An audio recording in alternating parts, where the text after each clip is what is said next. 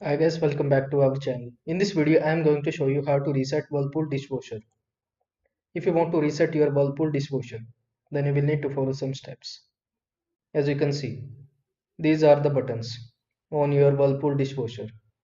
These buttons are depending on the model you have. This is the heated dry and this is the normal button on your Whirlpool dishwasher, as you can see. First, open the dishwasher door and ensure it is empty. If your model have open door feature and the buttons is appear on the open door. Then in the second step, press the following buttons in sequence. Heated dry, then press normal, then press heated dry, then another time press normal. Some model may use high temp instead of heated dry. In the third step, close the dishwasher door. In the fourth step, the dishwasher should enter diagnostic mode and reset automatically. You may hear a series of beeps or see the light flash. In the fifth step, wait for the cycle to complete, usually 5 to 10 minutes, and then restart the dishwasher.